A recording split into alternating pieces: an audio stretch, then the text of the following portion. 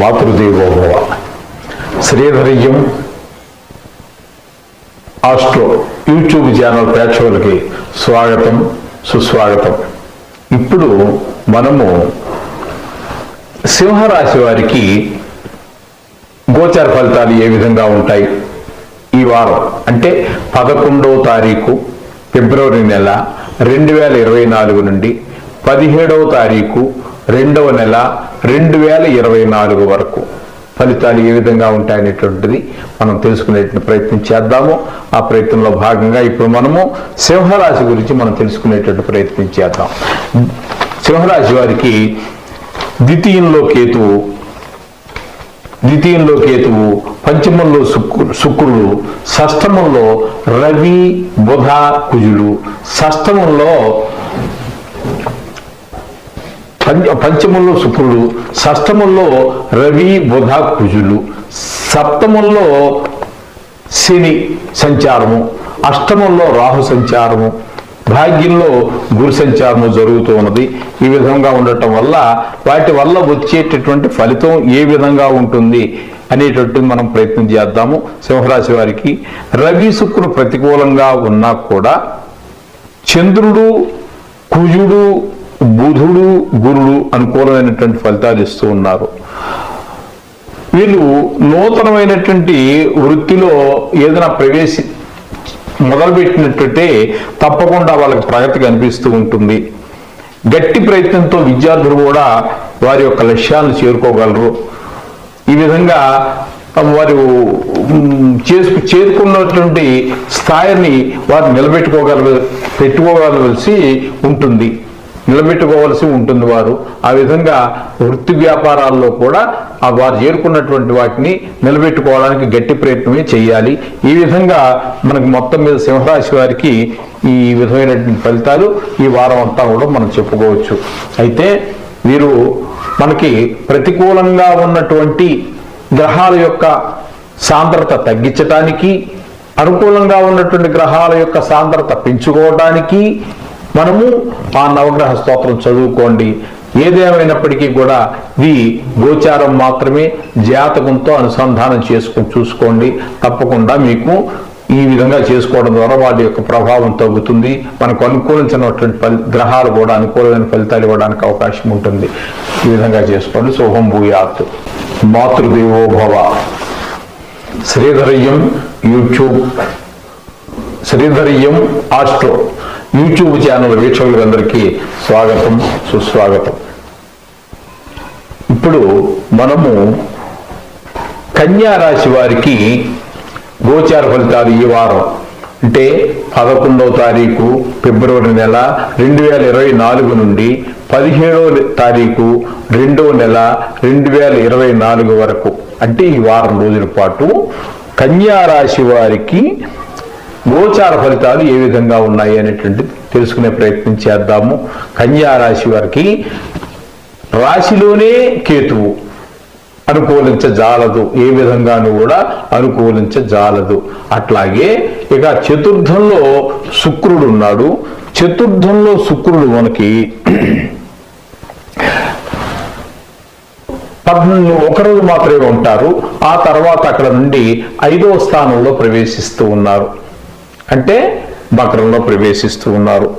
ఆయన 4లో ఉన్నా 5లో ఉన్నా కూడా శుక్రుడు మనకి అనుకూలమైనటువంటి ఫలితాలే ఇస్తారు ఆయన, శుక్ర భగవానుడు.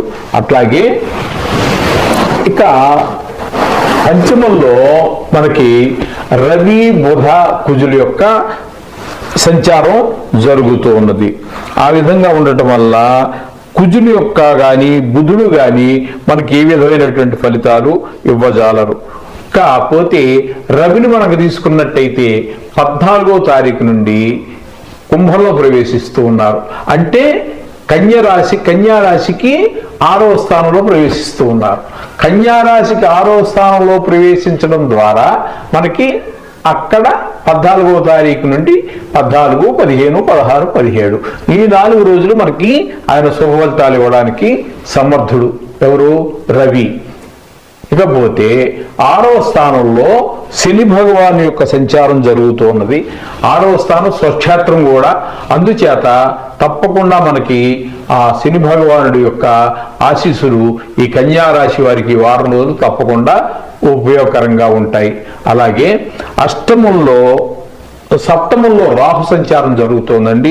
సప్తమంలో రాహు సంచారం కూడా ఏమాత్రం సుఫలితాన్ని ఇవ్వజాలదు. అట్లాగే అష్టమంలో గురు సంచారం కూడా జరుగుతోంది. అష్టమంలో గురు సంచారం కూడా ఏమాత్రం శుభ ఫలితాలు ఇవ్వజాలదు. ఆర్థికంగా కొంచెం వెనకబాటుతనంగా అనిపిస్తూ ఉంటుంది. అలాగే ఆరోగ్య విషయంలో కూడా కొంచెం ఇబ్బంది ఎదుర్కొనేటువంటి పరిస్థితులు ఉంటాయి. అన్ని సాధారణమైనటువంటి ఫలితాలు మాత్రమే ఉంటాయి. విశేషమైనటువంటి ఫలితాలు ఏమీ వచ్చేటువంటి అవకాశం లేదు.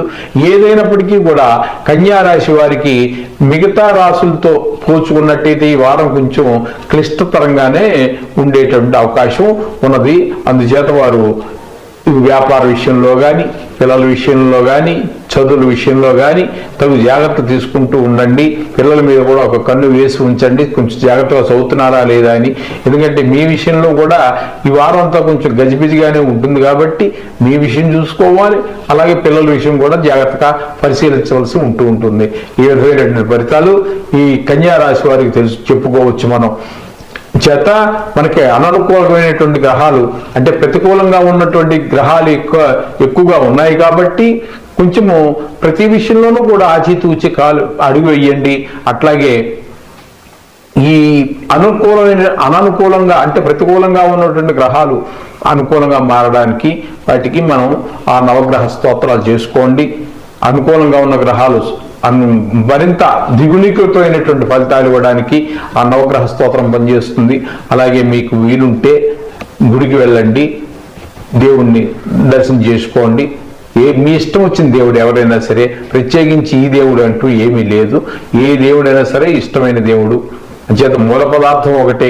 ఏకో విష్ణువు మహద్భూతం పృథుగ్భూతాన్ని అనేక విష్ణువు ఒకటే అనేక రూపాలు, అనేక అవతారాలు, అనేక ప్రాంతాల్లో, అనేక సందర్భాల్లో ఎత్తున్నాడు. కాబట్టి మీరు ఏ దేవుని ప్రార్థించినా అది చేరేది అక్కడికే చేరుతుంది కాబట్టి ఆయనకే చెందుతుంది. కాబట్టి ఏ దేవుని ప్రార్థించినా పర్వాలేదు. సోహం భూయాత్. మాతృదేవోభవ.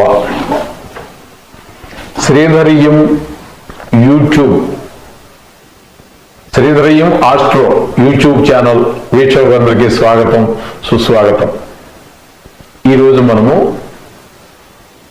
తులారాశి వారికి 11 తారీఖు 2వ నెల 2024 నుండి 17వ తారీఖు 2వ నెల 2024 వరకు ఈ వారం రోజుల యొక్క గోచారం ఏ విధంగా ఉన్నది. కేవలం గోచారం మాత్రమే, జాతకం కాదు. గోచార ప్రభావం ఏ విధంగా, గ్రహాల యొక్క సంచారం ఏ విధంగా జరుగుతోంది, వాటి వల్ల ఆ తులారాశి వారికి కలిగేటటువంటి ఫలితాలు ఏ విధంగా ఉంటాయి అనేటువంటి విషయాన్ని మనం ఇప్పుడు చర్చించుకుంటున్నాం. అయితే తులారాశి వారికి తృతీయంలో శుక్రుడు యొక్క సంచారం జరుగుతూ ఉన్నది.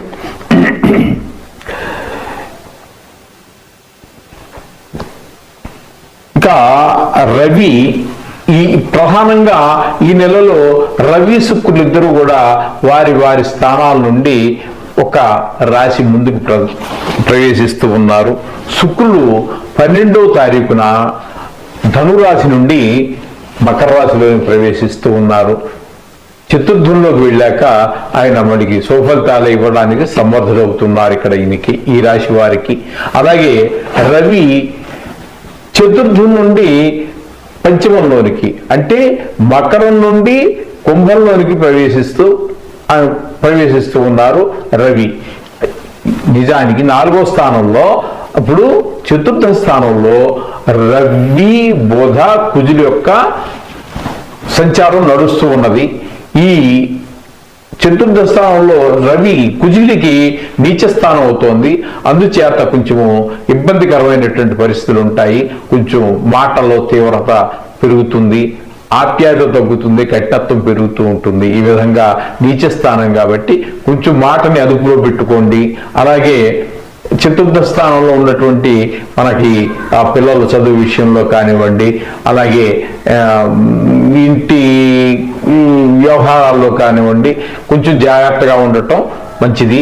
ఎందుకంటే నీచ స్థానం కాబట్టి కొంచెం ఇబ్బంది కలిగించేటువంటి పరిస్థితులు ఉంటాయి. మన సౌకర్యాలు కూడా అనుకున్న సౌకర్యాలు రావు. అలాగే బుధుని యొక్క స్థితి కూడా మనకి అనుకూలమైనటువంటి పరిస్థితి లేదు. బుధుడు కూడా చతుర్థంలో బుధుడు యోగిస్తాడండి, మరేం పర్వాలేదు. అయితే బుధుడి వల్ల మనకు కలిగేటువంటి వ్యాపార విషయంలో కానీ ఈ మన ఆలోచన ధోరణిలో కానీ చక్కటి ఆలోచన విధానం అన్నీ ఉంటూ ఉంటాయి. ఆ విధంగా వృత్తి ఉద్యోగమనే కాదు, వ్యాపారమనే కాదు, ఏదైనా వృత్తే కాబట్టి ఆ విషయాల్లో బుధుడు మనకు చాలా సహకరిస్తూ ఉంటాడు.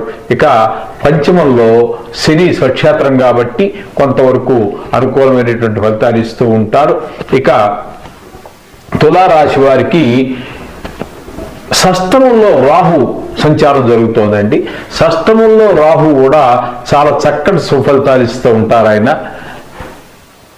అలాగే సప్తమంలో గురుని యొక్క సంచారం జరుగుతోంది. ఈ విధంగా జరగటం ఆయన కూడా మనకు చాలా శుభప్రదమైనటువంటి ఫలితాలు ఇస్తూ ఉంటారు. ఈ విధంగా జరగటం వల్ల ఏంటంటే మనకు ఫలితాలు మనం చెప్పుకోవాల్సి వస్తే బుధుడు, గురుడు, రవి కూడా యోగిస్తూ ఉన్నారు. అలాగే రాహువు, శని, గురువు కూడా దీర్ఘకాలం సంచరించేటటువంటి గ్రహాలు కూడా యోగిస్తూ ఉన్నాయి. అలాగే కేతు వ్యయంలో ఉన్న కేతు మనకైతే యోగించజాలడు.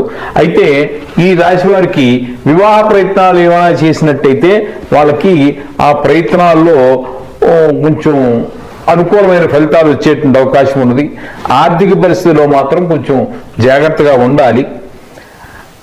కుదిరిన స్థితి మాత్రం మనం చూసుకోవాలి. మాట కొంచెం పొదుపుగా వాడుకున్నట్టయితే అవి కూడా సరిపోతాయి.